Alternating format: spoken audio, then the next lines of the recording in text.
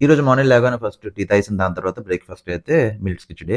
అది కంప్లీట్ అయిన తర్వాత బ్లూబెర్రీ ఏదో కొన్ని ఉంటే అవి కూడా తినేసాను. దాని తర్వాత రెడీ అయ్యి బయటకైతే ఎళ్ళిపోయాను. ఫస్ట్ వచ్చేసరికి పని చూసుకొని అక్కడి నుంచి జాక్ అండ్ జోన్స్ షోరూమ్‌కైతే ఎళ్ళిపోయాను. అక్కడ నచ్చలేదు. సో, రిటర్న్ అయిపోయి శివరామ స్వీట్స్‌కెళ్ళి అక్కడొచ్చేసరికి ఫస్ట్ రోజ్ మిల్క్ తాగాను. పర్లేదు బానే ఉంది. దాని తర్వాత కొన్ని స్వీట్స్ అయితే ప్యాక్ చేసుకొని ఇంటికైతే బయలుదేరిపోయాను. ఇంటికి రాగానే లంచ్‌కొచ్చేసరికి మాత్రం ఫస్ట్ వచ్చేసరికి ఫ్రై కలుపుకొని తిన్నాను. బంగాళదుంప ఫ్రై బావుంది. అదయిన తర్వాత బీన్స్ ఫ్రై.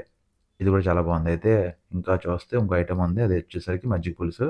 అది కూడా చాలా బావుంది. కొన్ని ఉల్లిపాయలు అలాగున్నాయి అందులో. ఉల్లిపాయలు ఎక్కువుంటే బావుంటాయి మజ్జిగ పులుసులో. అది 2 ఫ్రైలు కలుపుకొని నంచుకొని తినేసాను. కొంతసేపు పోయాక ఆకలేస్తుందని చెప్పి మళ్ళీ సమోసా ఉంటే సమోసా కూడా తినేసాను. ఈవినింగ్ వచ్చేసి టీ తాగేసాను. దాని తర్వాత వాక్‌కయితే ఎళ్ళిపోయి ఒక 4 రౌండ్స్ చేశాను ఈరోజు.